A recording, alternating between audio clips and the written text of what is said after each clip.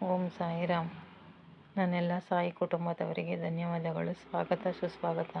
ಈ ವಿಡಿಯೋವನ್ನು first time ನೋಡುತ್ತಿದ್ದರೆ ದಯವಿಟ್ಟು ನನ್ನ ಚಾನಲನ್ನು ಸಬ್ಸ್ಕ್ರೈಬ್ ಮಾಡಿಕೊಳ್ಳಿ ಹಾಗೂ ಸಾಯಿ ಕುಟುಂಬದವರಿಗೆ ಶೇರ್ ಮಾಡಿ, ಕಮೆಂಟ್ ಮಾಡಿ ಮತ್ತು ಲೈಕನ್ನು ಮಾಡಿ.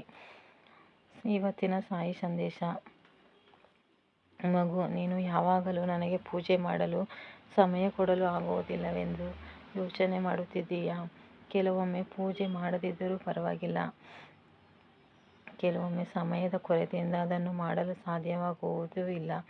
ನೀನು ನನ್ನ ಭಕ್ತೆಯಲ್ಲ ಎಂದು ಭಾವಿಸುತ್ತೀಯಾ? ಆದರೆ ಮಗಳೇ, ನೀನು ನನ್ನ ಪ್ರತಿಯೊಂದು ಮಾತನ್ನು ನನ್ನೊಂದಿಗೆ ಹಂಚಿಕೊಂಡು ಕಣ್ಣೀರು ಹಾಕುತ್ತೀಯಾ? ಲೋಕದ ಸಮಸ್ಯೆಗಳಲ್ಲಿ ಸಿಲುಕಿದಾಗ ಮೊದಲು ನೀನು ನನ್ನ ಹೆಸರನ್ನೇ ನೆನಪಿಸಿಕೊಳ್ಳುತ್ತೀಯಾ? ನಿನ್ನ ಭಕ್ತಿಯನ್ನು ಪೂಜೆ ಪಾಠಗಳ ಅಳತೆಯಿಂದ ಅಳೆಯಬೇಡ. ಯಾರ ಮನಸ್ಸಿನಲ್ಲಿ ದೇವರು ನೆಲೆಸಿರುತ್ತಾನೋ ಅವರಿಗೆ ವಿಶೇಷ ತಪಸ್ಸಿನ ಅಗತ್ಯವಿರುವುದಿಲ್ಲ. ಮನಸ್ಸಿನಲ್ಲಿ ಯಾವುದೇ ಸಂಶಯ ಇಟ್ಟುಕೊಳ್ಳಬೇಡ. ನಿನ್ನ ಭಕ್ತಿಯನ್ನು ನಾನು ಚೆನ್ನಾಗಿ ಅರ್ಥ ಮಾಡಿಕೊಳ್ಳುತ್ತೇನೆ. ನನ್ನ ನಾಮಸ್ಮರಣೆಯನ್ನು ಮುಂದುವರಿಸು. ಜೀವನದ ಎಲ್ಲ ಭವಸಾಗರಗಳನ್ನು ಸುಲಭವಾಗಿ ನೀನು ದಾಟಬಹುದು. ಮಗು, ನೀನು ಎಲ್ಲ ವಿಷಯಗಳನ್ನು ಎಲ್ಲರ ಹತ್ತಿರ ಹಂಚಿಕೊಳ್ಳುವುದನ್ನು ನಿಲ್ಲಿಸು. ನೀನು ಎಷ್ಟು ಸಂಪಾದಿಸುತ್ತಿದ್ದೀಯಾ? ಎಲ್ಲಿಗೆ ಪ್ರಯಾಣಿಸುತ್ತಿದ್ದೀಯಾ? ನಿನ್ನ ಮಕ್ಕಳ ಭವಿಷ್ಯಕ್ಕಾಗಿ ನೀನು ಏನು ಯೋಚಿಸುತ್ತಿದ್ದೀಯಾ?